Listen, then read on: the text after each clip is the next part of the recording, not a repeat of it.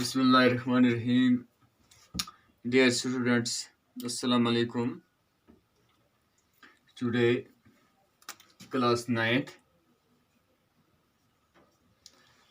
subject science. और science का जो लेसन हम पढ़ रहे हैं वो है force and laws of motion.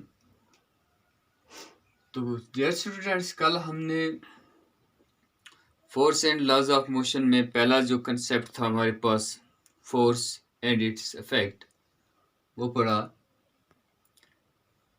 यानी फोर्स एक ऐसी चीज़ है जो अनसीन है, जिसको हम देख नहीं सकते हैं, लेकिन जिसके असरात को हम देख सकते हैं।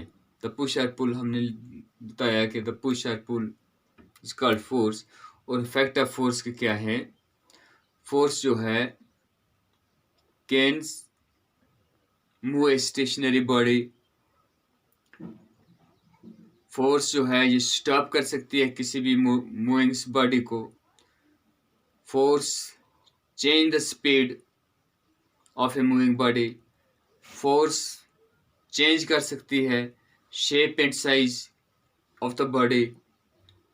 तो these are the some examples or effect of force. तो dear students, आज का जो टॉपिक हमारे पास है कि फोर्स टू टाइप्स की है। एक को कहते हैं बैलेंस्ड फोर्स, दूसरा है अनबैलेंस्ड फोर्स। यानी आज हम ये देखेंगे कि बैलेंस्ड फोर्स क्या है और अनबैलेंस्ड फोर्स क्या है, फोर्सेस क्या है। Dear students, balanced force, balance का मतलब होता है बैलेंस, मतवाजन, बराबर। यानी ऐसी फोर्स जब हम किसी ऑब्जेक्ट पर इम्प्लीमेंट्स करेंगे लेकिन वहाँ रिजल्ट ज़ीरो आएगा, मतलब ये हुआ कि जो फोर्स हम अप्लाई कर रहे हैं वो फोर्स या तो कम है या तो उस ऑब्जेक्ट के बराबर है, जहाँ रिजल्ट ज़ीरो हो। और अनबैलेंस्ड फोर्स ऐसी फोर्स होती है जो किसी भी ऑब्जेक्ट का जो मास होता है उससे ज़्यादा होती है और जिसका रिजल्ट ज़ीरो नहीं होता है, वहाँ एक्शन हो जाता है, वहाँ चेंज हो जाती है। तो इस ऐसी फोर्सेस को अनबैलेंस्ड फोर्स कहते हैं। पहले हम इनकी डेफिनेशन देखेंगे कि balanced force, if the resultants of all the forces acting on a body is zero. बहुत easy.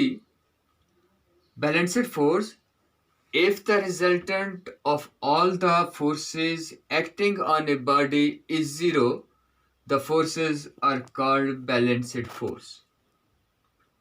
इन ऐसी फोर्सेस, ऐसी ताकत जिसका रिजल्ट ज़ीरो हो, उस किस्म की फोर्सेस को हम बैलेंस्ड फोर्स कहते हैं। मैं एक एग्जांपल दूंगा आपको। आप अपनी टेक्स्ट बुक जो है, ये टेक्स्ट बुक निकालेंगे, force and laws of motion second chapter है फिजिक्स का, और पेज नंबर 21 है। तो पेज नंबर 21 पर ये कंसेप्ट हमारे पास पूरा दिया हुआ है। बड़ी अच्छी तरह इसने हमें समझाया है कि भाई बैलेंस्ड एंड अनबैलेंस्ड फोर्स क्या है। तो डियर स्टूडेंट्स, अगर हमारे पास एक हैवी बॉक्स है, अगर हम उस पर फोर्स लगाएंगे तो उस बॉक्स की पोजीशन में कोई तब्दीली नहीं आएगी। क्यों? क्योंकि उसका मास जो है वो ज़्यादा है और उसकी जो दीगर फोर्सेस हैं, ये हमेशा याद रखना है, हर एक चीज़ के ऊपर चार किस्म की फोर्स असर करती है। वो फोर्सेस क्या होती हैं? यानी इस बॉक्स पर जो हम फोर्स अप्लाई करेंगे, फोर्स ऑफ आवर पुश है कि हम उसको धकेलना चाहते हैं। फोर्स ऑफ फ्रैक्शन, अब उस बॉक्स के रगड़ भी है, फ्रैक्शन फोर्स भी उस पर असर कर रही है। फोर्स ऑफ ग्रेविटी, जमीन की कशिश भी उस पर फोर्स कर रही है। और फोर्स ऑफ रिएक्शन जो है वो भी उसके ऊपर असर कर रही है। तो इस वजह से जो हमारा फोर्स ऑफ पुश है वो ज़ीरो बन जाता है, क्योंकि rest of the forces are much more than the force of our push. तो इस तरह उस बॉक्स के अंदर कोई तब्दीली नहीं आएगी। जैसे हम यहाँ देखते हैं, ये बच्चे लोग जो हैं ये इस बॉक्स को ट्राई कर रहे हैं इसको पुश करने की, यानी एक बच्चे से अगर नहीं हुआ दूसरा बच्चा आया, तो इस वजह से इनके जब इसकी फोर्स क्या होगी, फोर्स ऑफ पुश जब ज़्यादा होगी रेस्ट ऑफ द फोर्सेस से, तब जाके इस ऑब्जेक्ट पर क्या आएगा, यानी इसकी पोजीशन क्या हो जाएगी, चेंज होगी। तो इस किस्म की फोर्सेस को बैलेंसेड फोर्स कहते हैं। और अनबैलेंस्ड फोर्स सेम इसी का उलट है कि अनबैलेंस्ड फोर्सेस क्या है, if the resultants of all the forces acting on a body is not zero. जो जितनी किस्म की जो फोर्सेस हैं, जब फोर्स है अगर उसका रिजल्टेंट बॉडी पर जीरो ना हो, यानी उस बॉडी पर यानी उसकी शेप में या उसकी पोजीशन में या उसकी स्टेट में जब कोई तब्दीली आ जाए, तो हम कहेंगे ये जो फोर्स है ये अनबैलेंस्ड फोर्स है।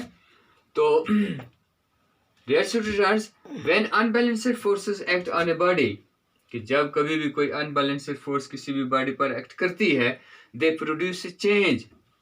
यानी अनबैलेंस्ड फोर्स की वजह से क्या हो जाता है, चेंज हो जाती है इन इट्स स्टेट, उसकी स्टेट में, स्टेट ऑफ रेस्ट और यूनिफॉर्म मोशन, या उसकी मोशन में। अगर कोई मूविंग बॉडी है तो हम फोर्स अप्लाई करेंगे तो उस मूविंग बॉडी की स्पीड को हम कम कर सकते हैं। कल के लेसन में हम देखा कि हम स्पीड फोर्स की वजह से मूविंग किसी भी बॉडी की स्पीड को हम बढ़ा सकते हैं, फोर्स की वजह से मूविंग बॉडी की स्पीड को हम कम भी कर सकते हैं। तो इस तरह से हम अपने डे टू डे लाइफ में फोर्स का इस्तेमाल करते हैं। तो ये बात याद रखनी है कि हर एक चीज़ के ऊपर 4 किस्म की फोर्सेस एक्ट करती हैं। वो हैं force of our push, force of frictions, force of gravity और फोर्स ऑफ रिएक्शन। मैं यहाँ एक और एग्जांपल आपको दूंगा।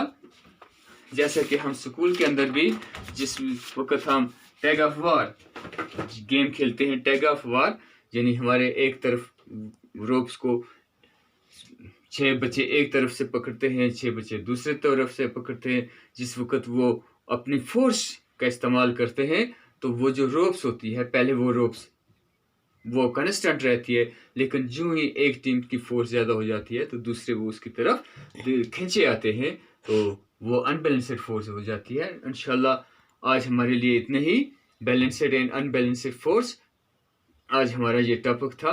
उम्मीद है कि आपको समझ आया होगा। कल फिर आपकी खिदमत में हाजिर होऊंगा, तब तक के लिए अल्लाह हाफिज़। बेस्ट।